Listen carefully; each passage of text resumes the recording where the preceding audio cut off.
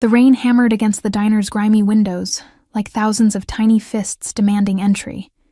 I could hear each drop, feel the vibration through the cracked vinyl booth where I'd been sitting for the past hour, nursing a cup of coffee that had long gone cold. My fingers trembled as I wrapped them around the ceramic mug, seeking warmth that wasn't there anymore. Outside, the city looked like it was drowning. Neon signs bleeding their colors into puddles, headlights cutting through the downpour like knives through silk. I was exhausted. The kind of bone-deep exhaustion that comes from working double shifts at the hospital, from standing on swollen feet for 12 hours straight, from smiling at patients when all I wanted to do was collapse. My scrub still smelled faintly of antiseptic, and that particular scent hospitals have. A mixture of bleach, fear, and something indefinably sad. I'd come to this diner because I couldn't face my apartment yet, couldn't face the silence, the emptiness, the envelope hidden in my drawer that I'd been avoiding for 3 days, the ultrasound. My hand moved unconsciously to my stomach, flat and unremarkable beneath my jacket. 3 months, 12 weeks, a secret growing inside me that I'd decided, no, that I'd had to decide, couldn't exist. Tomorrow I had an appointment. Tomorrow this would all be over, and I could go back to being invisible. To being no one. To surviving. The bell above the diner's door chimed, and a gust of wet wind swept through the space. I didn't look up.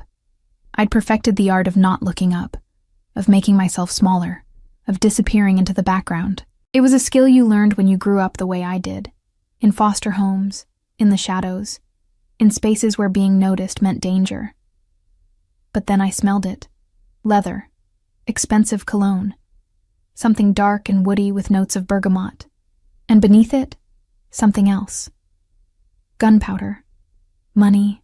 Power. My eyes lifted despite myself, and I saw him. He stood in the doorway like he owned not just the diner, but the entire city block. Water dripped from his black coat. Cashmere, I thought. The kind that cost more than I made in 6 months. His dark hair was slicked back, rain-dampened, revealing a face that belonged on magazine covers or movie screens.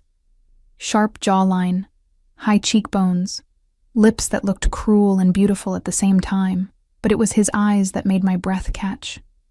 Dark, almost black, they swept across the diner with the precision of someone who calculated threats and exits in milliseconds. 2 men flanked him, massive, suited, with the kind of vigilance that screamed security. They didn't sit. They positioned themselves, one by the door, one by the window, both with their hands resting near their jackets in a way that made my nurse's instinct scream weapons. He moved to the counter, and I watched. God help me, I couldn't stop watching. As the tired waitress straightened immediately, her practiced weariness vanishing into something like fear mixed with awe. He said something low, and she nodded so fast I thought her neck might snap. I should have looked away, should have made myself invisible again. But our eyes met. For exactly 3 seconds, his gaze locked onto mine, and I felt it like a physical touch, like electricity, like standing too close to a fire. Something flickered in those dark eyes. Recognition, maybe, though that was impossible. We'd never met. I would have remembered. Then he looked away, and I could breathe again. I grabbed my purse with shaking hands, threw a $5 bill on the table, too much for cold coffee, but I didn't care, and stood. My legs felt unsteady. I needed to leave. Needed to get away from whatever that was, from the way the air itself seemed to have changed when he walked in. The rain was worse when I pushed outside. Within seconds I was soaked, my jacket plastered to my skin, my hair hanging in wet ropes around my face. The bus stop was 3 blocks away. I could make it. I could... Miss. The voice came from behind me, smooth and deep, with an accent I couldn't quite place. European, maybe. Cultured. I froze, 1 foot in a puddle, rain streaming down my face. I turned slowly. He stood under the diner's awning, dry and untouchable, while I drowned in the storm. One of his security guards held an umbrella. But it wasn't for him. It was extended toward me, an offering.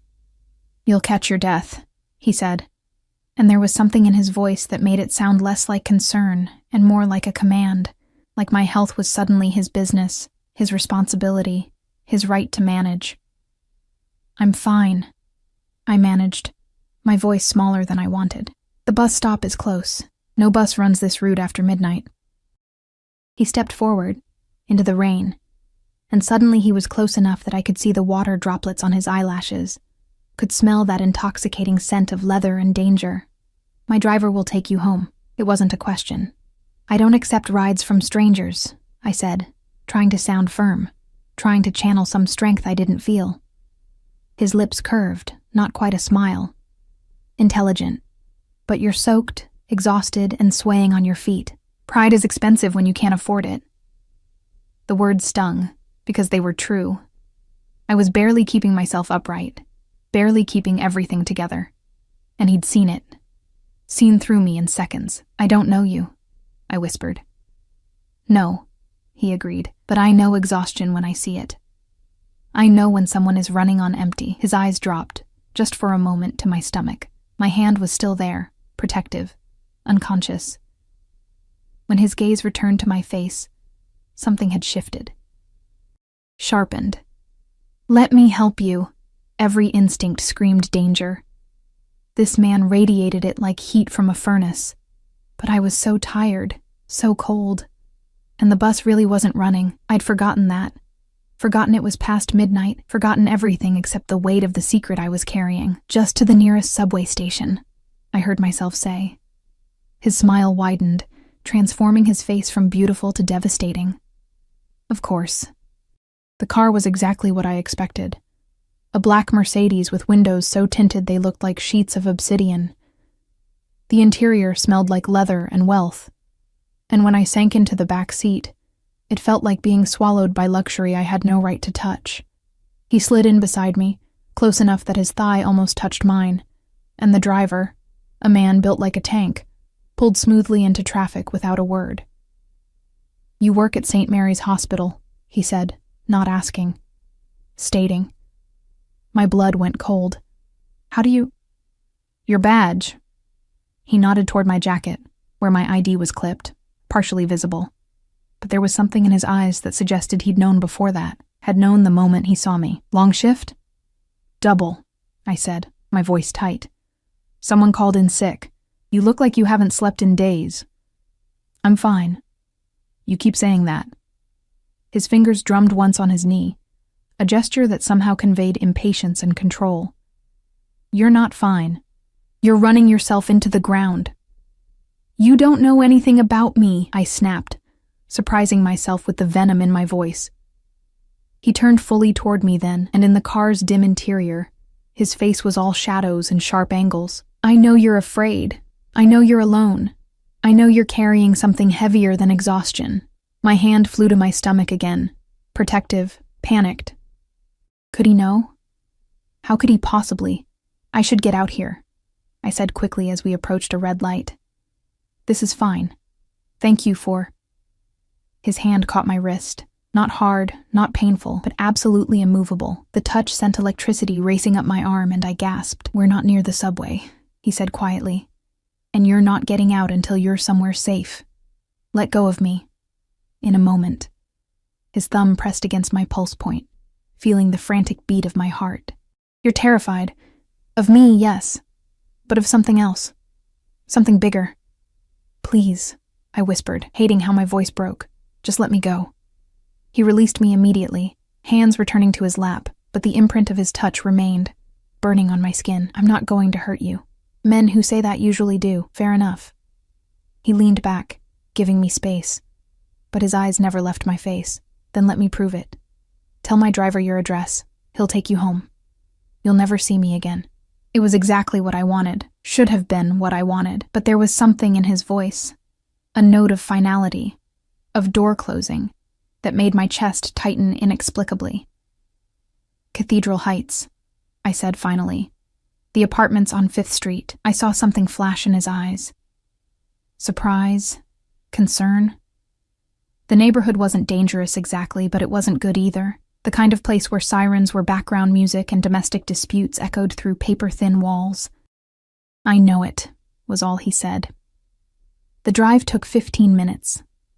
15 minutes of loaded silence, of stolen glances, of my heart racing for reasons I couldn't name.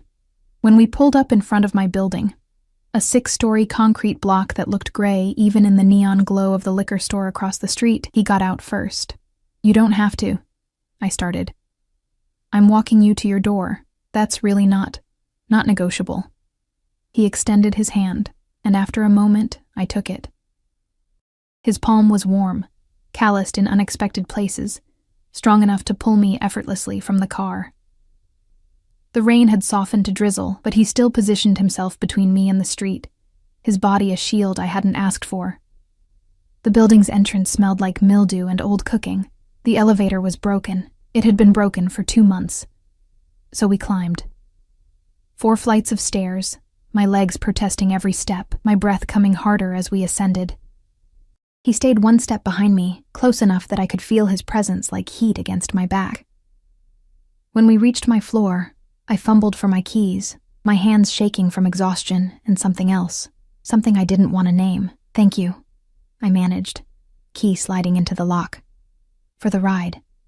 It was kind. I'm rarely accused of kindness." His voice was low, intimate in the narrow hallway. "But you're welcome." I should have gone inside. Should have closed the door, locked it, ended whatever this was. Instead, I turned to face him one last time. He was closer than I'd realized, close enough that I had to tilt my head back to meet his eyes. In the hallway's harsh fluorescent light, I could see details I'd missed before. A scar through his left eyebrow, faint lines around his eyes that spoke of sleepless nights and hard decisions, and something in his gaze that looked almost like hunger. "What's your name?" I whispered. "Does it matter?" "No, probably not." His hand rose, and I thought he might touch my face, might cross that final inch of space between us. Instead, his fingers caught a strand of my wet hair, tucking it gently behind my ear. The gesture was so tender, so at odds with everything else about him, that my breath caught. "Go inside," he murmured. "Lock your door. Get some sleep." "I don't even know how to thank you properly." "Then don't." He stepped back, creating distance, though his eyes remained locked on mine. "Just take care of yourself. Whatever you're facing, whatever decision you're making." His gaze dropped again, just for a heartbeat, to my stomach. "Make sure it's what you want, not what circumstances demand." Cold dread flooded through me. He couldn't know. He couldn't possibly. But before I could respond, before I could demand answers, he was gone. Moving down the hallway with that liquid grace, descending the stairs, disappearing like smoke. I stumbled into my apartment, locked the door with trembling hands, and collapsed against it. My heart was racing. My skin felt too hot, too tight. And despite everything, despite the danger, despite the fear, despite every rational thought, I felt more alive than I had in months. I pushed away from the door, my wet shoes squeaking against the cheap linoleum, and moved through my small apartment on autopilot. It wasn't much. A studio with a kitchenette that barely functioned, a bathroom with water pressure that fluctuated between trickle and flood, and a bed pushed against the wall beneath a window that didn't close properly, but it was mine. The first place that had ever truly been mine. I peeled off my soaked clothes, leaving them in a heap on the bathroom floor, and stood under the shower's lukewarm spray until my shivering stopped. But even the water couldn't wash away the memory of his touch, the way his thumb had pressed against my pulse, the dark intensity in his eyes when he'd looked at my stomach. Whatever decision you're making, how had he known? I wrapped myself in my threadbare robe and moved to the small drawer beside my bed. The envelope was there, hidden beneath old bills and expired coupons. A small white rectangle that contained proof of the life growing inside me. I pulled it out with shaking hands, staring at the sealed flap I hadn't been able to open since the technician had handed it to me 3 days ago. "You can look at the images if you want," she'd said kindly. "Some women find it helps with the decision." But I'd known it would make it harder. Knew that seeing the tiny form, the heartbeat flickering on the screen, would shatter what little resolve I had left. I couldn't keep it. I couldn't afford it. Not financially, not emotionally, not in any way that mattered. The father was gone, had been gone for weeks before I'd even known I was pregnant. A mistake, a moment of weakness with someone I'd thought I could trust. He'd disappeared the moment I'd told him, blocking my number, moving out of his apartment, erasing himself from my life with brutal efficiency. I was alone. Completely, utterly alone. And bringing a child into this, into my poverty, my instability, my barely held together existence, would be selfish, would be cruel. So tomorrow, I would end it. Would make the practical choice, the responsible choice, the only choice that made sense. I moved to the kitchenette, envelope still in my hand, and reached for the matches I kept for the rare occasions when the electricity cut out. The gas stove clicked to life, a small circle of blue flame that cast dancing shadows across the walls. I should have just thrown the envelope away. Should have tossed it in the trash and been done with it. But something in me needed the ritual, needed the finality. I held the corner of the envelope to the flame and watched it catch. The paper blackened and curled, the edges glowing orange before crumbling into ash. I dropped it into the sink, watching until there was nothing left but gray powder and the faint smell of smoke. There. Done. Decided. I turned off the stove and crawled into bed, pulling the thin blanket up to my chin. Outside, the rain had started again, drumming against my window in an endless rhythm. I closed my eyes and tried not to think about dark eyes and dangerous smiles, about the weight of a hand on my wrist, about decisions that felt like drowning. Sleep came eventually, fitful and full of dreams I couldn't remember. But when I woke the next morning to pounding on my door, when I stumbled out of bed with my heart racing and my hands shaking, when I looked through the peephole and saw two men in suits standing in my hallway with expressions that promised violence, I realized that last night hadn't been a random act of kindness. It had been something else entirely.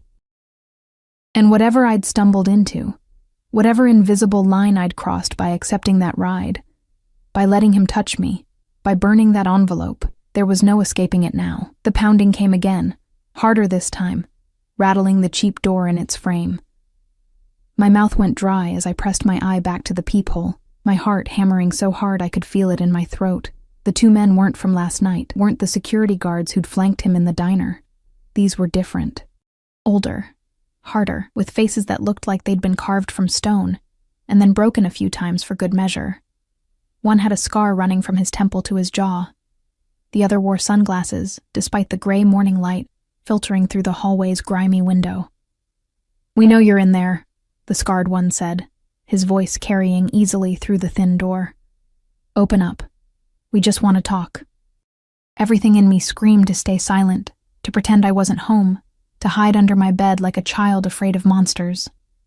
But my car keys were hanging on the hook by the door, visible through the peephole's fisheye lens. My shoes were by the mat, signs of life that made pretending pointless. "Who are you?" I called out, hating how my voice trembled. "What do you want?" "We're associates of someone you met last night." Sunglasses stepped closer, and I could see my distorted reflection in his lenses. Dominic Russo. Ring any bells? Dominic Russo. The name detonated in my mind like a bomb, sending shrapnel through everything I thought I knew. I'd heard that name before, everyone in the city had, whispered in hospital break rooms, muttered by cops who came in with gunshot victims they couldn't quite explain, printed in newspapers with words like alleged and suspected and organized crime. The Russo family wasn't just powerful. They were power. They owned half the city's businesses, controlled the other half, and made people who crossed them simply disappear. And I'd gotten into a car with him, let him touch me, let him see where I lived. "I don't know what you're talking about," I said, backing away from the door. "You have the wrong apartment. Apartment 4C, right? Lily Chen, age 26, works at St. Mary's Hospital, originally from—" "Stop," my voice cracked. "Please, just stop. I don't know anything. He just gave me a ride home because of the rain. That's all. I don't—" "We're not here to hurt you," Scarface said, though nothing about his tone was reassuring. "Mr. Russo wants to see you. Today, now. I have work. I have a shift in 3 hours and I can't. Already handled. Called in sick for you. Mrs. Patterson in scheduling sends her regards." Sunglasses pulled out his phone, tapped something, then held it up. Even through the peephole, I could see my hospital schedule on his screen, my personal, password-protected schedule. "You're free all day," Lucky you. The casual violation of my privacy, the ease with which they'd infiltrated my life, made bile rise in my throat. This wasn't a request. This was a summons from someone who didn't accept no for an answer. What if I refuse? I whispered. Then we stand here and wait. Mr. Russo is a patient man, but his patience has limits. Scarface checked his watch, a Rolex, I noticed, catching the light. He's expecting you in 45 minutes. I'd suggest you start getting ready. And if I call the police? The laughter that followed was cold enough to frost the air. Sweetheart, Sunglasses said. Who do you think pays half their salaries? They weren't bluffing. I could hear the truth in every word. See it in their relaxed postures, in the way they owned this hallway like they owned everything else. These were men who'd never faced consequences, who operated in a world where rules bent around them like light around a black hole. I had no choice. Had never had a choice, probably, from the moment I'd met those dark eyes in the diner. I need to get dressed, I said finally, defeat heavy in my voice. I need 15 minutes. You have 10. But they stepped back from the door, and I heard them take positions on either side. Guards, not guests. Don't try the window. We're 4 floors up, and the fire escape is rusted through. You'd break your neck. I moved away from the door on shaking legs and stood in the center of my tiny apartment, trying to breathe, trying to think. My phone was on the nightstand. I could call someone, but who? I had no family, no close friends, no one who'd believe me anyway. Hi. I accidentally caught the attention of a Mafia boss, and now his people are outside my door. It sounded insane even in my own head. My hand moved to my stomach, that unconscious gesture that had become habit over the past 3 months. Whatever decision you're making, had he known then? Had he somehow seen, sensed, understood what I'd been planning to do today? I pushed the thought away and grabbed clothes from my closet. Jeans, a sweater, my only jacket that didn't have stains or holes. Nothing fancy, nothing that suggested I was trying to impress anyone. I dressed quickly, mechanically, then pulled my hair into a ponytail and stared at my reflection in the bathroom mirror. I looked terrible, dark circles under my eyes, lips bitten raw, skin pale as paper. I looked like exactly what I was, a woman drowning, going under for the 3rd time, with no one to pull her back up. The appointment.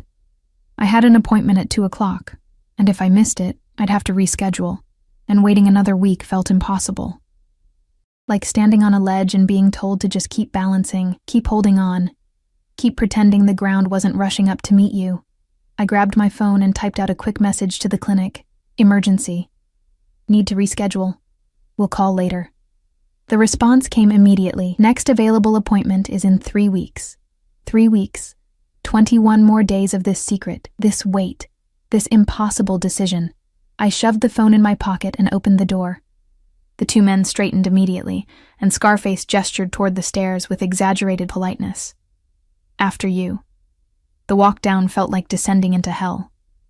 Each step brought me closer to something I couldn't escape, couldn't fight, couldn't even fully understand. The car waiting outside was different from last night's Mercedes. This one was a black Escalade with windows so dark they looked like voids. The back door opened as we approached, and I climbed in because what else could I do? Sunglasses got in beside me. Scarface took the front passenger seat.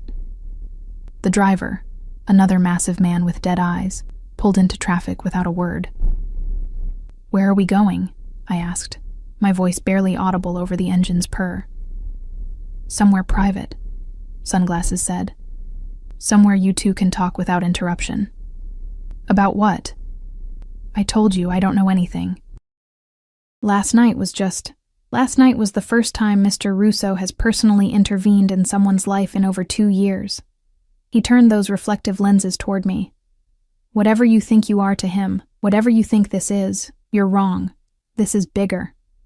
I'm nobody, I whispered. I'm just a nurse who needed a ride home. If you were nobody, we wouldn't be having this conversation. The city blurred past the windows, familiar streets giving way to unfamiliar ones, neighborhoods I'd seen only in magazines and movies. The buildings grew taller, cleaner, more expensive. The people on the sidewalks wore clothes that cost more than my monthly rent. We were heading into the heart of the city, into the parts that people like me only ever saw from a distance. The Escalade pulled into an underground garage beneath a building that looked like it was made entirely of glass and steel. The parking level was nearly empty, except for a collection of luxury cars that probably cost more collectively than my hospital made in a year. We stopped near a private elevator, and Scarface opened my door. 12th floor, he said. Penthouse. He's waiting. My legs barely held me as I stepped out. The garage was cold, the fluorescent lights harsh, and somewhere in the distance, I could hear water dripping with metronomic precision. The elevator opened with a soft chime, revealing an interior lined with mirrors and dark wood. I caught my reflection multiplied infinitely, a small, terrified girl surrounded by men who looked like they ate fear for breakfast. The ride-up was silent except for the mechanical hum of movement. My stomach dropped as we rose, and for a dizzying moment, I thought I might be sick. But then the doors opened, and all thoughts fled. The penthouse was stunning. Floor-to-ceiling windows offered a view of the entire city, spread out like a glittering circuit board beneath a gray sky. The furniture was all leather and chrome, expensive art on the walls, a bar in the corner stocked with bottles that probably cost more than my car. Everything screamed wealth, power, taste. And standing by the windows, backlit by that pale morning light, was Dominic Russo. He'd changed from last night's wet coat and suit into something more casual. Dark slacks, a white shirt with the sleeves rolled up, revealing forearms corded with muscle and traced with scars. His hair was slightly damp, like he'd recently showered, and when he turned to face me, those dark eyes held the same intensity I remembered. But there was something else there now. Something that looked like barely contained fury. "Leave us," he said quietly, not taking his eyes off me. The men retreated without a word, and I heard the elevator doors close behind them with a finality that made my heart stutter. We were alone. Completely, utterly alone in this glass tower high above the city, and nobody knew where I was. Nobody would hear me if I screamed. "Sit," he said, gesturing to a leather sofa that probably cost more than my college education. I'd rather stand. It wasn't a request. His voice was still quiet, but steel had entered it. Command, authority, the kind of voice that moved armies and toppled empires. I sat. He moved closer, prowling really, with the grace of something predatory. He stopped a few feet away, hands in his pockets, studying me with an intensity that felt like being dissected. "You burned it," he said finally. The words hit me like a physical blow. "What?" "The ultrasound. You burned it last night." His eyes never left mine. I could smell the smoke on you this morning. Paper, ink, something medical. My blood turned to ice. "How could you possibly?" "Because I had someone watching your building." He said it casually, like admitting to surveillance was perfectly normal. "Because from the moment I saw you in that diner, I knew you were hiding something. And when you touched your stomach like that..." He gestured, mimicking my unconscious protective motion. "I knew exactly what. You had no right. I have every right." He crouched in front of me suddenly, bringing us eye to eye, and the movement was so fast, so fluid, that I flinched back into the sofa. "Because that baby you're carrying, that secret you're so desperate to erase?" His hand reached out, and I thought he might touch my stomach, might violate that last boundary. Instead, his fingers caught my chin, tilting my face up to meet his gaze. And what I saw there stole my breath. Possession. Absolute, terrifying possession. "It's mine," he whispered. "Isn't it?" The world tilted. My vision blurred at the edges, black spots dancing across his beautiful, terrible face. This wasn't possible. This was insane. The father was gone. Was some forgettable mistake, But then pieces started clicking together with horrible clarity. The night, 3 months ago, when I'd met someone at a hospital fundraiser. The man who'd been charming and intense, and had looked at me like I was the only person in the room. The way he'd touched me, possessed me, made me forget everything except the heat between us. The morning after, when I'd woken alone, when I'd assumed it had been exactly what it looked like. A one-night stand. Nothing more. I'd never seen his face clearly. The hotel room had been dark, the champagne had been flowing, and I'd been so desperate to feel something, anything, that I hadn't asked questions. No, I breathed. But even I could hear the lie in it. Yes. His thumb traced my jawline, a gesture that should have been gentle, but felt like branding. 3 months ago, the Roosevelt Hotel, room 712. You wore a blue dress that I ripped getting off you. Oh God. Oh God. Oh God. Oh, that wasn't you, I whispered, even as my mind overlaid that night's memories with this man's face, this man's voice, this man's hands. You didn't look like... I wore contacts, styled my hair differently, gave you a fake name. His smile was sharp enough to cut. I was in the city for one night, trying to be someone else for a few hours. Someone normal. Someone who could meet a beautiful woman and just... exist. Marcus, I breathed, remembering the name he'd given me. You said your name was Marcus. I lied. He released my chin and stood, moving to the windows, putting distance between us. About everything, except how I felt that night. That was real. My hands were shaking so badly I had to clasp them together. You used me. We used each other. He didn't turn around. You wanted to forget whatever was hurting you. I wanted to pretend I was someone who could have normal things, normal nights, normal connections. And then you disappeared, because I had to. Now he did turn, and his face was harder than I'd ever seen it. Because I'm not Marcus, the hospital administrator from Seattle. I'm Dominic Russo, and people who get close to me end up dead. It was supposed to be one night, safe, contained, forgotten. I tried to find you, I admitted, the words tumbling out before I could stop them. I called the number you gave me, but it was disconnected. I went back to the hotel, but they had no record of your name. It was like you'd never existed. I'm very good at not existing when I want to. So why show up now? Anger was building beneath the fear, hot and sharp. Why reveal yourself? Why not just let me handle this on my own? Because I saw you in that diner, and I knew. He moved toward me again, and this time I couldn't tell if he was angry or something else entirely. I knew you were pregnant, knew you were planning to end it, knew you were carrying my child and intended to erase it like it meant nothing. It means everything, I shot back, standing now, meeting his approach with whatever courage I could scrape together. It means I can't afford to eat most days. It means I work myself into the ground and still can't make rent. It means bringing a child into a world where I can barely survive myself. How dare you judge me for being practical? Practical. He said the word like a curse. You call destroying my heir practical? Your heir? I laughed, and it came out half hysterical.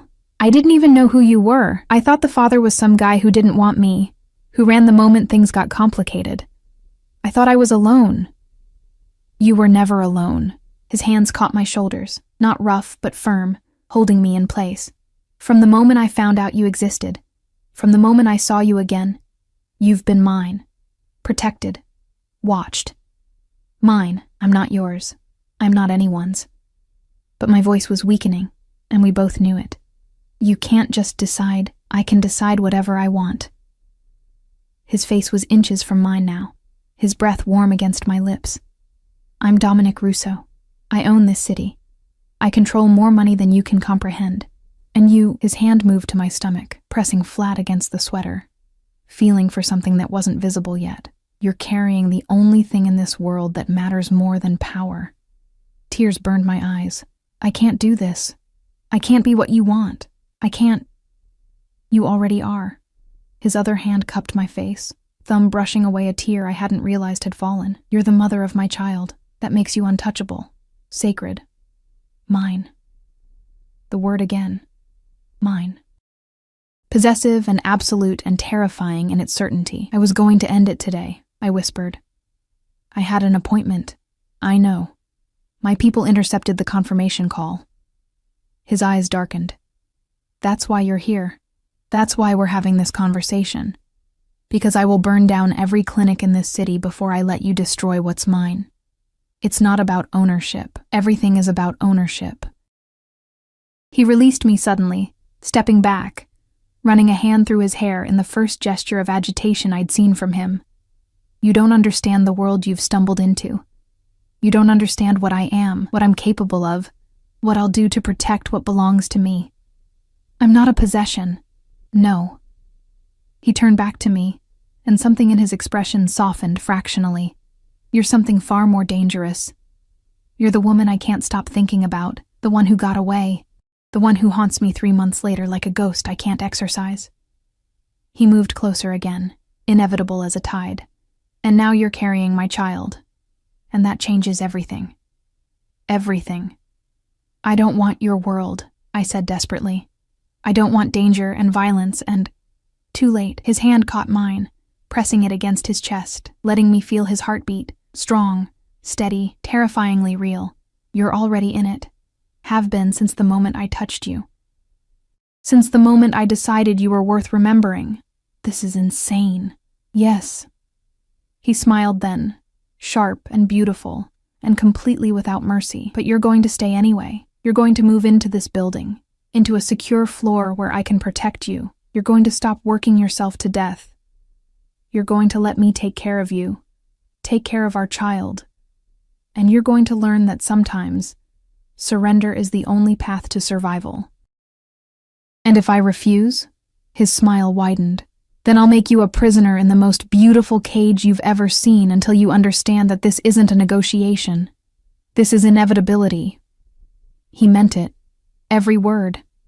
I could see it in his eyes, feel it in the way he looked at me, like I was already his, already caught, already owned. And the most terrifying part, some dark, broken part of me wanted to let him win. The silence that followed his declaration felt like standing in the eye of a hurricane, deceptively calm, but with destruction spinning all around us. I stared at Dominic Russo, this man who'd upended my entire existence in less than 24 hours, and tried to find words that didn't exist. You're insane, I finally managed, pulling my hand back from his chest. You can't just kidnap someone and call it protection. I'm not kidnapping you. He moved to the bar, poured amber liquid into 2 glasses with movements that spoke of ritual, of control. I'm offering you a choice. Stay here willingly. Let me provide for you and our child. Accept my protection. Or… He turned back, extending 1 glass toward me. Fight me every step of the way while I do it anyway. That's not a choice. That's an ultimatum. Welcome to my world. He took a sip when I didn't reach for the glass, his eyes never leaving mine. Everything is an ultimatum when you have enough power to enforce it. I wrapped my arms around myself, feeling suddenly cold despite the penthouse's perfect temperature. What about what I want? What about my life, my job, your life? He set both glasses down with deliberate care.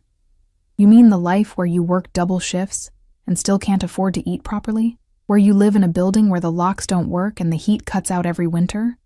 Where you're so exhausted you can barely stand, let alone take care of yourself? His voice had gone low, dangerous. That life ends today. It's my life to ruin, not anymore. He crossed the space between us in 3 strides, and suddenly his hands were framing my face, forcing me to meet his gaze. The moment you conceived my child, your life became my responsibility. Your safety became my obsession. And I don't fail at things I'm obsessed with.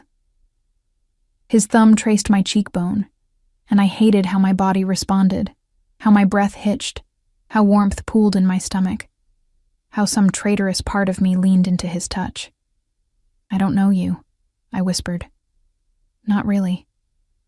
That night was a lie. The night was the only truth either of us told. His forehead pressed against mine, and the intimacy of it stole my breath. Everything else, the names, the circumstances, the pretense, that was the lie. But what happened between us, that was real. One night created a life. His hands slid down to my shoulders, then my arms, then finally to my stomach, where they settled with possessive certainty. One night bound us together in a way that can't be undone, and I won't apologize for wanting to protect what's mine. Stop calling me that. Why? Because it scares you? His smile was sharp against my temple. Because you know it's true? Because some part of you wants to belong to someone after being alone for so long? The words hit too close to home, exposed nerves I'd been trying to protect. You don't know anything about me. I know more than you think. He stepped back, creating distance, and moved to a leather portfolio on the glass coffee table.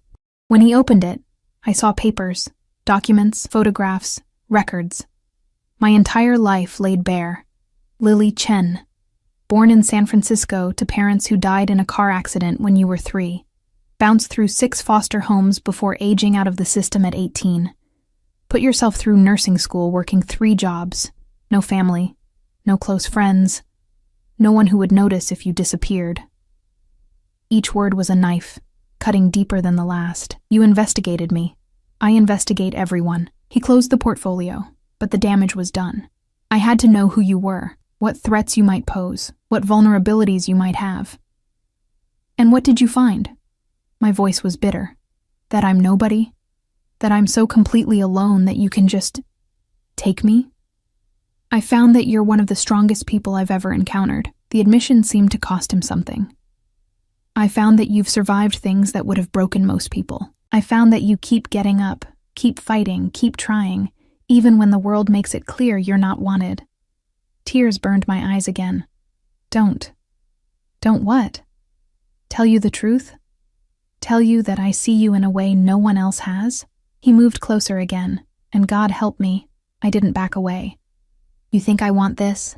You think I plan to fall for some woman I met at a charity event? You think I wanted to spend 3 months obsessing over someone I'd promised myself to forget? You fell for me? The words came out broken, like a man jumping off a building. His hand caught my chin again, that gesture of control that was becoming familiar. And now I'm bringing you down with me, because I'm too selfish to let you go. Because the thought of you out there, alone and struggling, carrying my child and planning to erase it. His jaw clenched. It makes me want to burn the world down. This is crazy. But my voice lacked conviction, probably. He released me and moved back to the windows, staring out at his city. But crazy is all I know. Crazy keeps me alive, and now crazy is going to keep you safe. I should have run. Should have demanded he let me leave, should have screamed for help, should have done anything except stand there feeling the ground shift beneath my feet. Instead, I asked, "What happens now?" He turned, and triumph flashed in his eyes. He knew he'd won something, even if I wasn't ready to admit it. "Now, you see the apartment I've prepared for you. You meet the security team that will be with you at all times. You let the doctor I've hired examine you and make sure you and the baby are healthy. And then..." He checked his watch, a gesture so casual it seemed obscene. "We discussed terms. Terms? How this works, what I expect, what you're allowed to do." His smile was sharp. "What happens if you try to run? I'm not agreeing to anything. You don't have to agree. You just have to accept." Before I could respond, the elevator chimed. The doors opened, and a woman stepped out. Elegant, 50s, with silver hair pulled into a severe bun, and eyes that assessed me in seconds. She wore a tailored suit that screamed authority and carried a leather medical bag. "Dr. Sarah Chen," Dominic said, and I noticed he'd positioned himself between me and the elevator, blocking escape.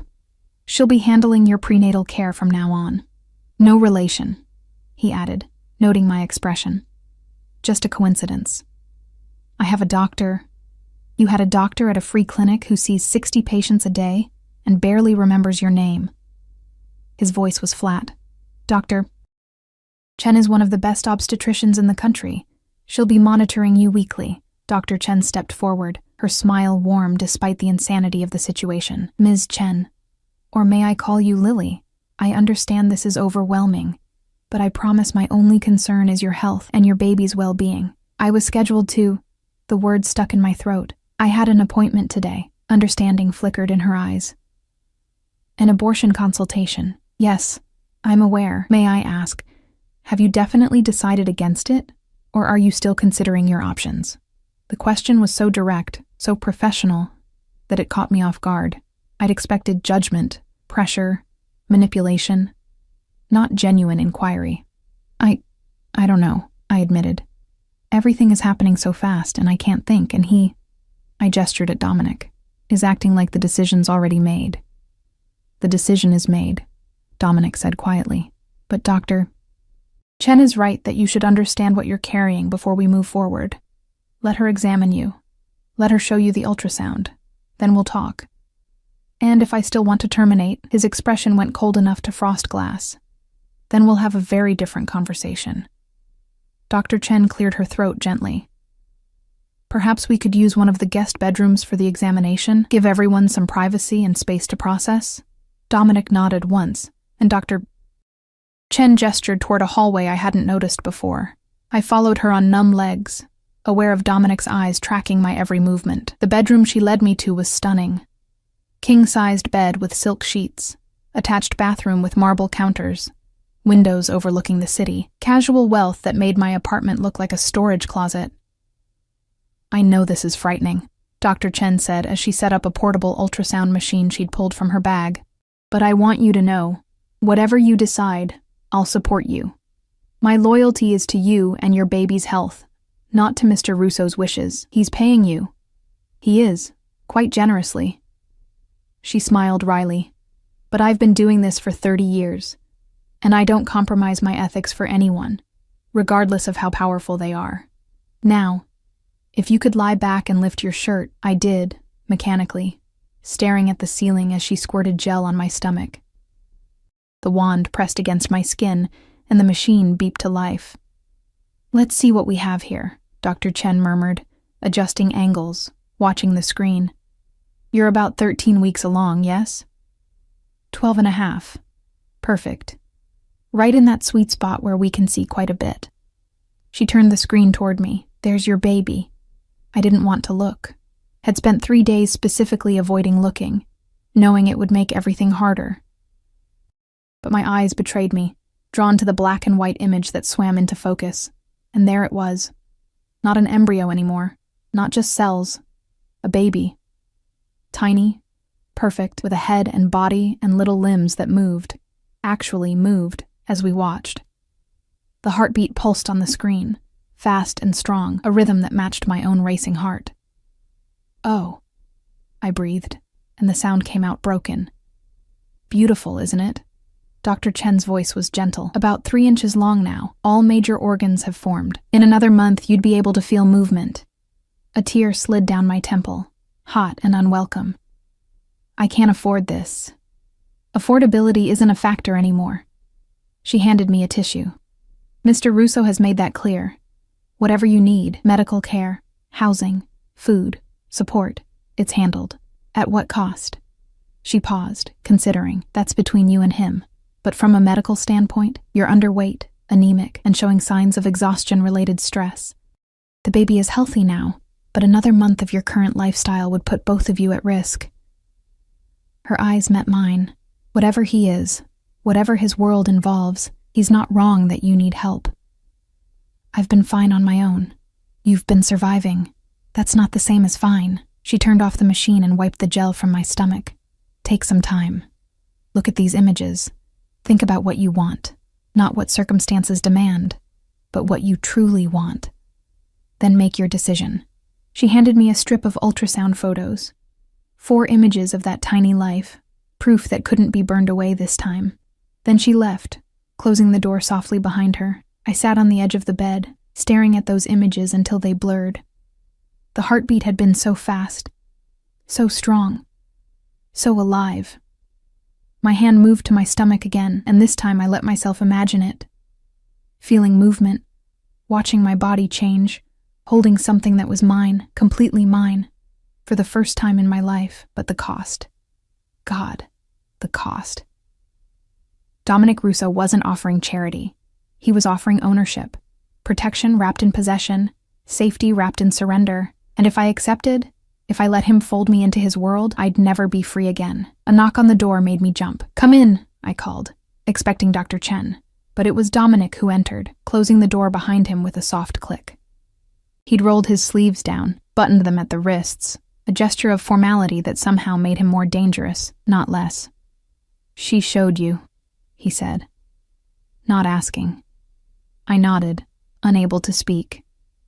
He crossed to the bed and sat beside me, close enough that I could feel his heat, his hand extended, and after a moment, I gave him the ultrasound photos. He studied them in silence, and I watched his face transform. The hardness melted into something raw, something vulnerable. His thumb traced the tiny form on the paper, and when he looked at me, his eyes were bright.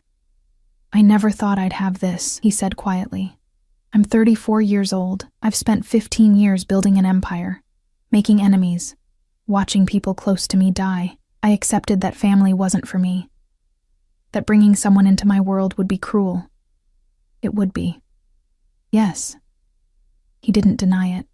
"But here we are anyway. Here you are, carrying something I didn't know I wanted, until I saw you in that diner and realized what I'd lost." "You lost nothing. You walked away." "I know."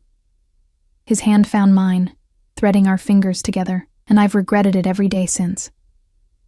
"When my people told me they'd found you, that you were pregnant, that you were planning to end it," his grip tightened. "I've never moved so fast in my life. Never been so terrified that I'd be too late." "Why do you care so much?" The question came out desperate. "You don't know me. This baby, it's just an accident, a mistake. This baby is the only good thing I've ever created." His free hand moved to my stomach, pressing flat. "Everything else in my life is destruction, violence, blood and money and power built on other people's suffering. But this?" He looked at me with an intensity that stole my breath. "This is life. Hope. A chance to be something other than the monster everyone thinks I am. You're using me. I'm saving you." His forehead touched mine again. "Can't you see that? Can't you see that we're saving each other?" "I don't want to be saved by you, liar." The word was soft, almost gentle.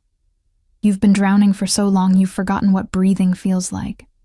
Let me pull you out. Let me give you air. And what do you get? Everything." His lips brushed my temple. "My child. My family. My reason for being something better than what I am. That's too much pressure. You're already carrying the weight of the world. What's one more burden?" His smile was sad. "Besides, you're stronger than you know. Strong enough to survive me. Strong enough to maybe even save me." "I can't save anyone. I can barely save myself." "Then let me save both of us." The words hung between us, heavy with promise and threat. Outside, the city sprawled in all directions. His city, his kingdom, his world. And I was standing on the edge of it, being offered a crown I didn't want and couldn't refuse. "If I stay," I whispered, "if I let you do this, what happens to me? Who do I become?" "You become mine." His hand cupped my face. "Completely, utterly, irrevocably mine. Under my protection. In my care. Part of my world in ways you can't understand yet. I'll lose myself. No." His thumb traced my lips. "You'll find yourself. The version that isn't exhausted and terrified and alone. The version that's safe, provided for, cherished." "Cherished," I repeated numbly. "By a man who probably kills people. I definitely kill people." He said it so casually I almost laughed. "But I've never hurt someone I love. And I've never loved anyone the way I—" He stopped, jaw clenching. "The way I'm going to love you. You can't love someone you barely know. Watch me." It sounded like a threat, like a promise, like both. I looked down at our joined hands, his scarred and strong, mine small and pale, and tried to imagine a future where this made sense, where I accepted his world, his protection, his possession, where I let myself be pulled into the darkness and trusted him to be my light. It should have been impossible. Should have been. "I need time," I said finally. "I need to think about this without you watching me, without feeling like I'm suffocating. No." The word was flat, final. "Dominic, you have 10 seconds to decide. Stay willingly, or I'll make the decision for you." His eyes went cold. "One way or another, you're not leaving this building without my permission. The only question is whether you walk into your new life or I carry you. That's not a choice. It's the only choice I'm offering." He stood, towering over me. 10 seconds started the moment I sat down. "You're at about 3 left." My heart hammered. My hands shook. Every rational thought screamed to run, to fight, to refuse, but I looked at the ultrasound photos scattered on the bed, at that tiny heartbeat frozen in time, at the future growing inside me that deserved better than struggle and poverty and my stubborn pride. And I looked at Dominic Russo, this beautiful, terrible man who'd upended everything, and saw something in his eyes that looked almost like desperation beneath the command. He needed this. Needed me. Needed us. And I was so tired of being alone. "Okay," I whispered. "I'll stay." The word hung in the air between us for 3 heartbeats before Dominic moved. His hands caught my face, and he kissed me. Fierce and claiming and absolutely overwhelming. It wasn't gentle. It wasn't asking. It was a statement of ownership, of victory, of relief so profound it felt like violence. When he pulled back, his eyes were blazing. "Say it again." "I'll stay." My voice was steadier this time, though my hands were shaking against his chest. "But I have conditions." A smile curved his lips, predatory and pleased. "Of course you do. I want to keep working. Not full-time, maybe, but I'm not going to just sit in some gilded cage and— No." He released me and stepped back, and the warmth of his body disappeared with him. "Absolutely not. You're anemic and exhausted. You'll work yourself into a miscarriage, and I won't allow it. You don't get to allow or disallow. That's exactly what I get to do." He moved to the window, his silhouette dark against the gray sky. "You agreed to stay. That means you agreed to my protection. And my protection includes keeping you from destroying yourself out of stubbornness. I need purpose. I need something that's mine. The baby is yours. The baby is ours," I corrected, standing on shaking legs. "And I need more than that. I'm not some 1950s housewife who'll just sit around waiting for you." He turned, and something in his expression had shifted. "What do you want?" The question caught me off guard. I'd expected more commands, more ultimatums, not inquiry. I struggled to put words to feelings I barely understood. "I want to finish my nursing degree." I was 3 semesters away from my BSN when I had to drop out because I couldn't afford it. "I want to do something with my life beyond surviving." He pulled out his phone, typed something with quick efficiency. "Done? You're enrolled at the university starting next semester. I'll have someone forward your transcripts and handle the paperwork." "Just like that?" "Just like that." He pocketed the phone. "Anything else?" "I want my own space, my own room, my own—" I gestured helplessly. "Something that's mine, not ours, mine. The floor below this one is yours. 3 bedrooms, full kitchen, office space, decorated however you want. The only stipulation is that my security has access." "Of course they do." I couldn't keep the bitterness from my voice. "They're not there to spy. They're there to keep you alive." He crossed back to me, and his hand caught my chin, that gesture again, that claiming. "You don't understand yet. The moment people know you're carrying my child, you become a target. Every enemy I've made, every rival who wants to hurt me, they'll see you as the perfect weapon. Then maybe this is a mistake. Too late." His thumb pressed against my pulse. "You're already in, already mine, already the most valuable thing in my world." "I'm not a thing. No, you're everything." He said it like a confession, like it hurt him to admit. "And that makes you infinitely more dangerous. To yourself and to me." Before I could respond, his phone buzzed. He glanced at it, and his expression went cold. "I need to handle something. Stay here. Don't leave this room. Dominic." It's not a request. He was already moving toward the door. "I'll send someone up with food. You need to eat." "I'm not hungry." He stopped, hand on the doorknob, and looked back at me. "I don't care if you're hungry. The baby needs nutrients, and you're going to provide them, even if I have to feed you myself." Then he was gone, the door closing with a soft click that somehow sounded like a cell locking. I stood there, alone in this beautiful room, and tried to process what I'd agreed to, what I'd surrendered, what I'd gained and lost in the same breath. My phone buzzed in my pocket. I pulled it out, expecting spam. Instead, there were 17 missed calls and twice as many texts, all from unknown numbers. My heart sank as I opened the first message. "Is it true? Are you with Dominic Russo? The second, how much is he paying you? Third, you have no idea what you've gotten into. Fourth, get out while you still can." They kept coming, each more urgent than the last. Some were concerned. Some were threatening. All of them knew my name, knew where I worked, knew things about me that should have been private. The door opened, and I jumped. But it wasn't Dominic. It was a woman, maybe 40, with sharp eyes and sharper cheekbones. She wore a dark pantsuit and carried a silver tray laden with food. "Ms. Chen," she said, her accent British and precise. "I'm Margaret, Mr. Russo's head of household. He asked me to bring you lunch." She set the tray on a side table. Grilled chicken, roasted vegetables, fresh bread, fruit, and what looked like sparkling water. The smell made my stomach growl, despite my insistence that I wasn't hungry. "Thank you," I managed. "He also asked me to take your phone." She extended her hand, palm up. "Temporarily, just until we can secure it properly." "Secure it?" "Someone leaked your information to the press. Your number, your address, your workplace. Within the hour, you'll have reporters, rivals, and curious onlookers descending on every aspect of your life." Her expression was sympathetic but firm.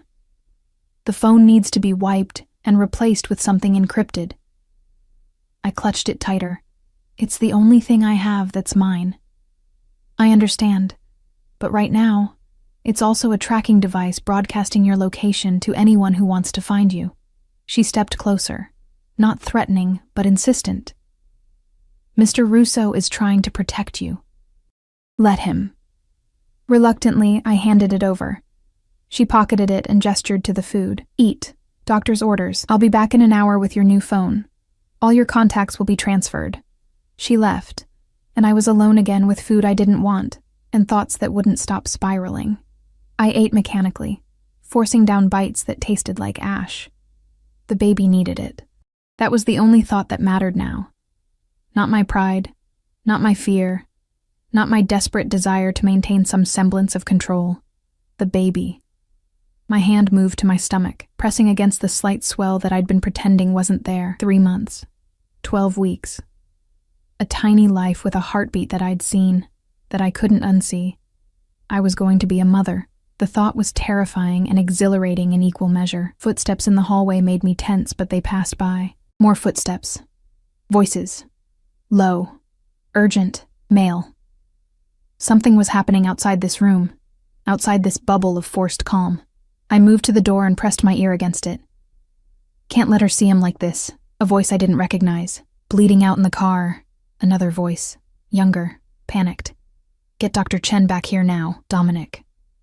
They were talking about Dominic. I yanked the door open before conscious thought caught up.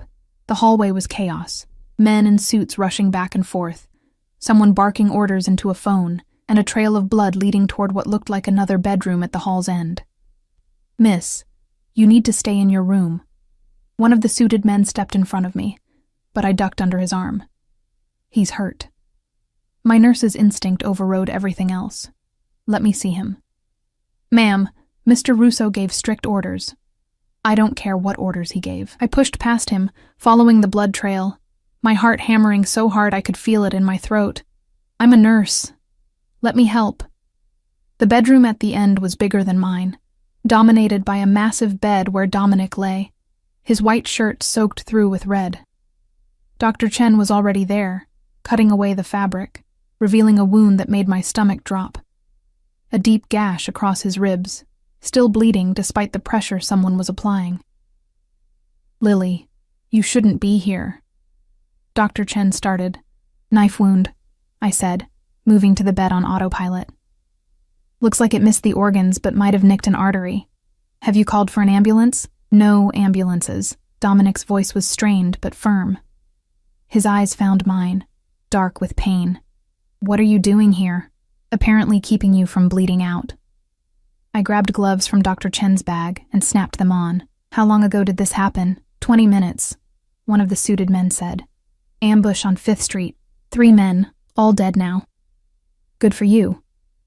I didn't have space for moral judgment right now. "Dr. Chen, I need hemostatic gauze and sutures. This needs to be packed and stitched before we can even think about transport." "I'm not going to a hospital," Dominic said through gritted teeth. "Then you're an idiot." I applied pressure to the wound, feeling warm blood pulse against my palms. "But we'll argue about that after I save your life." Something flickered in his eyes, surprise maybe, or respect. "Bossy, you have no idea." I looked at Dr. Chen. "Gauze. Now." The next 30 minutes were a blur of blood and sutures and Dominic's controlled breathing as we worked to close the wound. He didn't make a sound beyond occasional sharp inhales, didn't complain, didn't even flinch when the needle went in. He just watched me with those dark eyes, and I felt the weight of his gaze like a physical thing. "There," I said finally, tying off the last stitch. "It's closed, but you need antibiotics and monitoring. If this gets infected, it won't." He caught my wrist, his grip weak but insistent. "Thank you." "Don't thank me. Thank your stubbornness for keeping you conscious." I started to pull away, but his hand tightened. "Stay. You need rest. Stay." Not a request. Never a request with him. "Please." The please undid me. I nodded, and Dr. Chen quietly gathered her supplies and left, the security team filing out behind her. The door closed, and suddenly we were alone. Him bleeding and bandaged, me covered in his blood, both of us breathing too hard. "Who did this?" I asked quietly. "Enemies. It doesn't matter which ones." He shifted, wincing. "They knew I'd be vulnerable today, knew I'd be distracted. Because of me. Because I claimed you."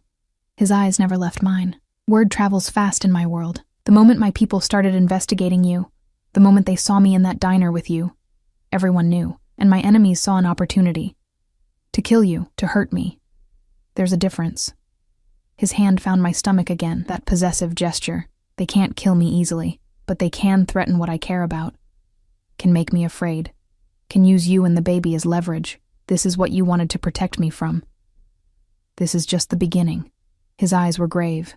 "It gets worse from here, darker, more dangerous, and you're at the center of it now, whether you like it or not. I should have been terrified. Should have run screaming from this room, this building, this life. Instead, I found myself reaching out, brushing hair back from his forehead. "You're an idiot for not going to the hospital." "I've been called worse. I'm sure you have." My fingers traced his jawline, feeling the stubble there. "But you're my idiot now, apparently. So try not to die." His smile was worth the fear. "Yes, ma'am."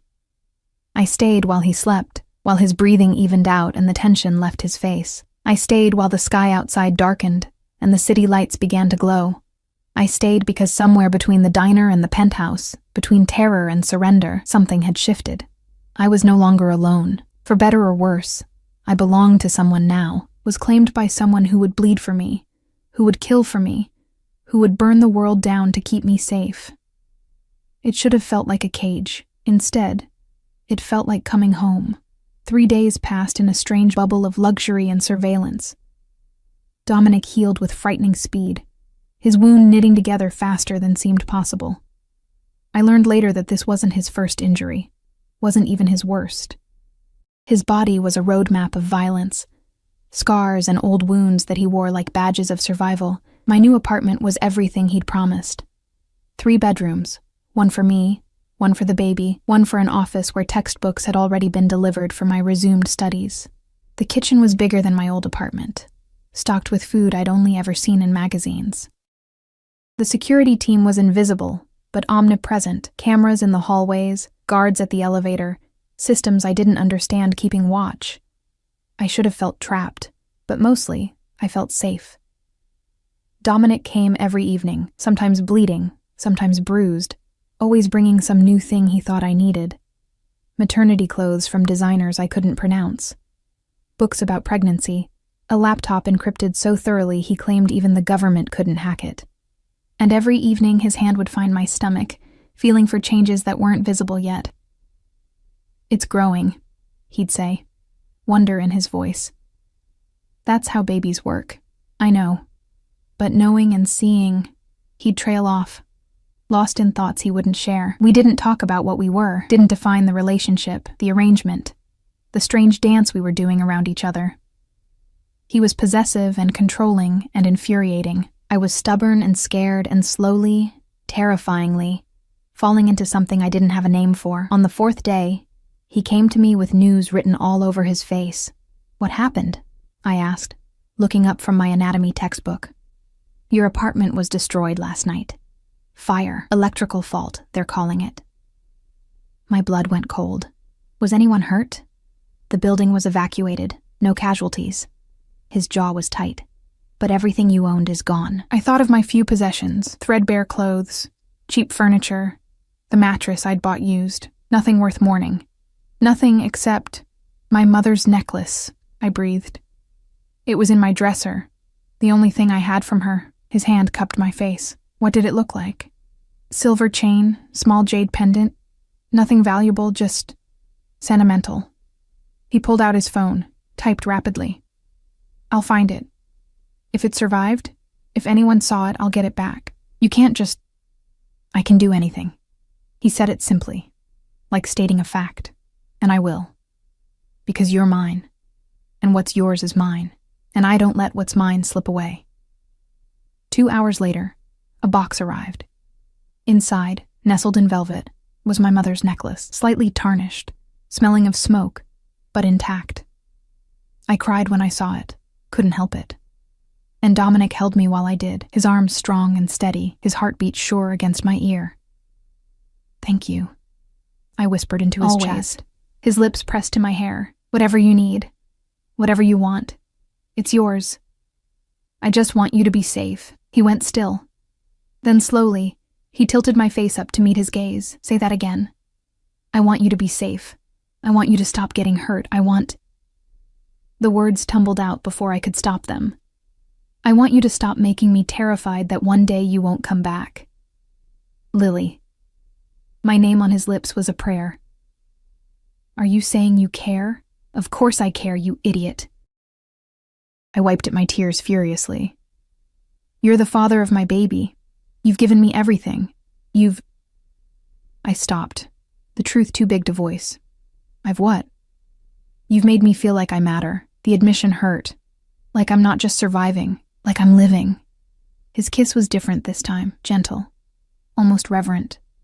Like I was something precious that might break. You matter more than anything, he murmured against my lips. You and the baby. You're my entire world now. Everything I do, every decision I make, it's all to keep you safe, even if it means destroying my apartment. He pulled back, guilt flickering across his face. You knew. I guessed. Electrical faults don't happen the same week you want to erase my old life. I should have been angry. Somehow I wasn't. You wanted to make sure I couldn't go back. I wanted to make sure you wouldn't want to go back. His thumb traced my lips. Was I wrong? I looked around my apartment, at the luxury, the safety, the life he'd built for me in days. Then I looked at him, scarred and dangerous, and looking at me like I was salvation itself. No, I admitted quietly. You weren't wrong. His smile could have lit the city, then stay. Not because you have to, because you want to. I'm still scared. Good. Fear keeps you careful. His hand found my stomach again, but you're not alone anymore. You'll never be alone again. And standing there, wrapped in his arms, feeling our baby grow between us, I believed him. For the first time in my life, I believed someone when they promised not to leave. 6 months changed everything. My body transformed in ways that terrified and amazed me. The subtle swell became undeniable, a round curve that Dominic couldn't stop touching. Every morning, he'd press his palm against my stomach and wait, patient as stone, until he felt movement. The first time the baby kicked against his hand, I watched a man who commanded empires break down completely. There, I whispered, guiding his hand to where the tiny foot pushed. Feel that? His eyes were wet. She's strong. She or he? He kissed my stomach with reverence. Either way. Strong like her mother. School had resumed. Online classes that I took from the safety of the penthouse, with tutors Dominic hired when I struggled. My grades were better than they'd ever been when I was working myself to death. Turned out learning was easier when you weren't constantly exhausted and starving. But the world outside our bubble had grown more dangerous. There had been 3 more attempts on Dominic's life. 2 ambushes, 1 car bomb that his driver had spotted in time. Each time, he came home bleeding or bruised, and each time, I patched him up with increasingly steady hands. We'd developed a rhythm. Him pretending it didn't hurt, me pretending I wasn't terrified he wouldn't come home at all. You need to be more careful, I told him one night, as I cleaned a bullet graze across his shoulder. I'm always careful, You're always reckless. I pressed the gauze harder than necessary, and he hissed. You have a family now. You can't just... I know what I have. His hand caught my wrist, stopping my motion. That's why I fight so hard to keep it. By getting yourself killed? By eliminating threats before they reach you.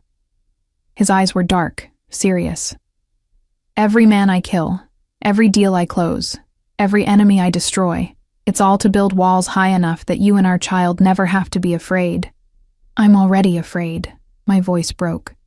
Every time you leave, I'm terrified you won't come back. He pulled me onto his lap, careful of my swollen belly, and wrapped his arms around me. I'll always come back. I promise. You can't promise that. Watch me. His lips pressed to my temple. I've survived 15 years in this life. I'm not dying now that I finally have a reason to live.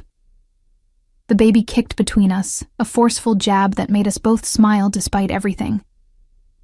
See? Dominic's hand covered mine on my stomach. Even they agree. We're not going anywhere. At 7 months, reality crashed through our carefully constructed walls. I was in the kitchen, making tea and trying not to waddle too obviously, when the penthouse door burst open. Not Dominic. He had a key, had a code, would never enter like that. These were strangers. 3 men in dark suits with guns drawn, and behind them, "Hello, Lily." The voice froze my blood. I knew that voice. Had tried to forget it for 9 months. Marcus. No, not Marcus. The man who'd pretended to be Marcus. Tall, blonde, handsome in a conventional way that now looked plastic compared to Dominic's dark intensity. The baby's biological father. The man I'd tried to contact when I first found out I was pregnant. The man who'd disappeared without a trace. Derek. Dominic's voice came from the hallway, cold as death. He stood there flanked by his own security, blood on his knuckles from whatever he'd been doing. I was wondering when you'd make your move. Derek. Not Marcus. Another lie in a web of lies. You know each other? I managed, backing against the counter. Derek Castellano, Dominic said, never taking his eyes off the other man. Second son of the Castellano family, my biggest rival, and apparently someone with a death wish. Understanding dawned with horrible clarity. The night 9 months ago, the hotel. The man who'd seduced me, who'd been charming and attentive, and had disappeared the moment I'd tried to find him. It had all been a setup. You used me, I breathed, looking at Derek. That whole night, you knew who I was. Knew I worked at the hospital where Dominic's mother was dying. Derek smiled. And it was nothing like I remembered. You were supposed to be an easy mark. Get you pregnant. Use the baby as leverage against Russo. Destroy him from the inside. He shrugged. But you were harder to track than I expected. By the time I found you again, he already had his claws in you, the baby. My hands flew to my stomach, protective and terrified. You're here for the baby. I'm here for what's mine. His gun rose, pointed at Dominic. That child is Castellano blood. My heir. And you're going to give it to me. Or I'm going to put a bullet in your lover's head and take it anyway. The baby isn't yours. The words came out fierce, stronger than I felt. You have no claim.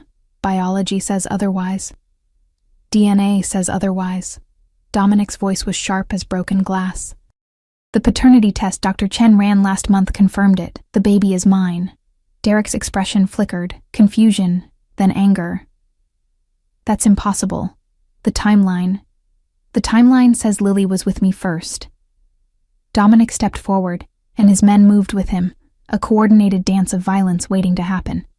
3 months before your little seduction attempt. She just didn't know it was me because I was hiding, same as you. The difference is, I'm actually the father. My mind reeled.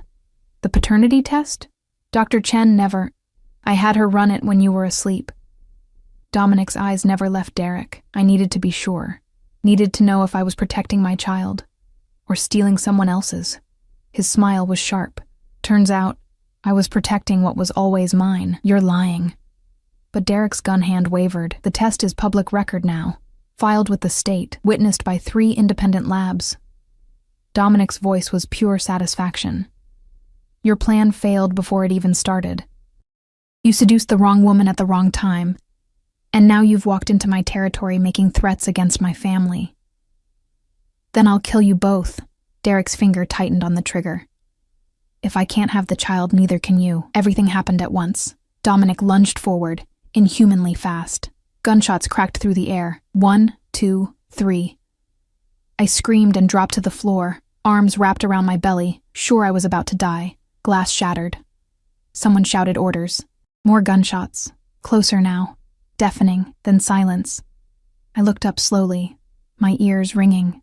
Derek was on the ground, blood pooling beneath him, his eyes staring at nothing. His 3 men were similarly motionless, taken down by Dominic's security with brutal efficiency. And Dominic.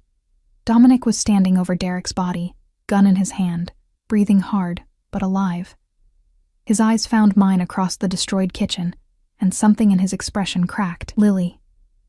He was moving before my name finished leaving his lips, dropping to his knees beside me, hands running over my body, checking for injuries. Are you hurt? Is the baby? I'm fine. We're fine. I was shaking so hard I could barely speak. You killed him. I'd kill 1,000 more. His hands cupped my face, and I saw genuine fear in his eyes for the first time. If he'd hurt you, if he'd touched you, he didn't. You stopped him. I grabbed his shirt, pulling him closer. You protected us. Always. His forehead pressed to mine. Always, Lily. Until my last breath. The baby kicked then, hard enough to make me gasp. Dominic's hand flew to my stomach, feeling the movement, and despite everything, the blood, the bodies, the violence, he smiled. Strong, he murmured, just like I said. The cleanup took hours. Bodies removed, police paid off, stories aligned. I sat in the bedroom Dominic had carried me to, wrapped in blankets despite the apartment's warmth, watching the city lights blur through my tears. Dr. Chen arrived within 30 minutes, checking me over with thorough efficiency. Baby's heartbeat is strong, no signs of distress. You're remarkably calm, all things considered. I don't feel calm. Shock. She squeezed my hand. It'll hit you later. But physically, you're both fine. When she left, Dominic took her place on the bed beside me. He'd showered, changed, erased all visible signs of what had happened, but I could still see it in his eyes. The violence, the fear, the relief. Tell me the truth, I said quietly. About that night 9 months ago, the Roosevelt Hotel. Was that really you? Yes. No hesitation. I'd been watching you for weeks. You worked at the hospital where my mother was dying, and I wanted to understand who was caring for her. Wanted to see if you were someone I could trust. So you seduced me? I talked to you, listened to you, learned that you were kind and strong and so desperately lonely that it hurt to see. His hand found mine. The seduction was supposed to be manipulation. But halfway through that night, it became real. You became real. And then you left. Because I didn't deserve you. Because my world was too dangerous for someone like you. He laughed bitterly. And then Derek made his move, and I realized you were already in danger. Already a target. Already part of this whether I wanted it or not. When did you know I was pregnant? 2 months ago. My people were monitoring you. I couldn't help myself. Couldn't stop checking to make sure you were safe. When you went to the clinic, when I saw the records, his voice roughened. I knew I couldn't let you go through with it. Knew I had to claim you before Derek figured out what he'd set in motion. So you appeared in the diner, made yourself known. Dragged me into your world, yes. He turned to face me fully. I won't apologize for it. I won't apologize for keeping you, protecting you, making you mine. But I will ask, his thumb traced my lips, do you regret it? Any of it? I should have said yes. Should have listed all the ways my life had been upended. All the fears and dangers and loss of freedom. Instead, I looked at this man who'd killed for me, who'd built walls around me, who'd made me feel safe for the first time in my life. This man who loved our baby with a fierceness that bordered on obsession. This man who'd given me everything I'd never dared to want. No, I whispered. I don't regret it. His kiss was hungry, desperate, claiming, say you're mine. I'm yours. Say you'll stay. I'll stay. My hands tangled in his hair. I'll stay, Dominic. Forever. Forever isn't long enough. His hand pressed against my stomach, feeling our baby move between us. But it's a start. 8 weeks later, on a cold March morning, our daughter was born. The labor was long and brutal and absolutely worth it. Dominic stayed the entire time, holding my hand, letting me break his fingers with my grip, whispering promises and prayers in languages I didn't understand. And when she finally emerged, screaming and perfect and utterly alive, I watched him transform completely. "She's beautiful," he breathed, tears streaming down his face as Dr. Chen placed the tiny bundle in his arms. "Lily, she's perfect." I'd never seen him cry before, had never imagined this hard, dangerous man could break down so completely over 7 pounds of squirming infant. "What's her name?"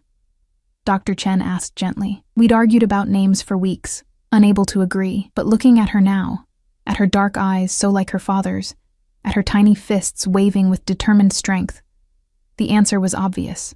"Sophia," I said. "It means wisdom." "Sophia Russo." Dominic tested it, then smiled. "Perfect. Strong. Ours." He placed her in my arms, and the weight of her was everything. This tiny life we'd created, this miracle born from violence and passion, and 2 broken people learning to be whole. "I love you," I told her, kissing her forehead. Then I looked at Dominic. "Both of you. I love you both so much it terrifies me." "Good." He sat on the bed beside us, wrapping his arms around us both. His family, his world, his reason for everything. "Terror means you'll fight to keep this. Fight to stay alive. Fight to stay with me.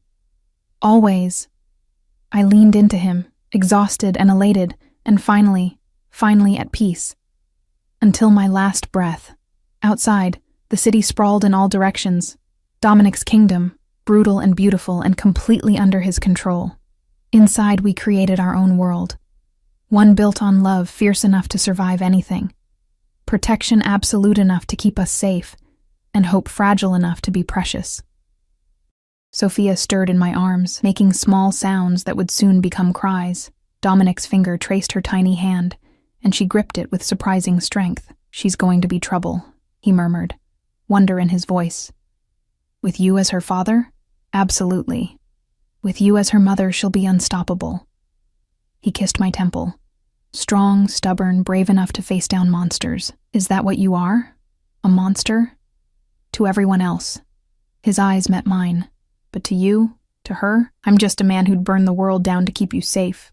That's still fairly monstrous, I know." His smile was sharp. "But you love me anyway." He wasn't wrong. Against all logic, despite every reason not to, I did love him. Loved his darkness and his intensity, his violence and his tenderness, his obsessive need to protect and possess. And as I sat there holding our daughter, with his arms around us both and the city lights beginning to glow in the dusk, I knew I'd made the right choice. The only choice that had ever really mattered. I'd burned the ultrasound trying to erase a future I couldn't afford, but that future had found me anyway, had claimed me, saved me, loved me with a ferocity that redefined what love meant. And when Dominic looked at me with those dark eyes full of promises and threats and devotion so absolute it should have scared me, I looked back without fear, because I was Lily Russo now, mother to Sophia, protected by the most dangerous man in the city, loved beyond reason, treasured beyond measure, and finally, home. "Thank you," I whispered to him. "For what?" "For seeing me in that diner, for not letting me go, for giving me this." I gestured to our daughter, to the life we'd built. "For saving me. You saved me first." His lips pressed to my hair, lingering. "You just didn't know it yet." Sophia yawned, impossibly tiny and perfect, and settled into sleep against my chest. Outside, Dominic's world continued its violent dance. Enemies plotted, rivals schemed, dangers lurked in every shadow. But inside our glass tower, high above the chaos, we were safe. We were loved. We were home.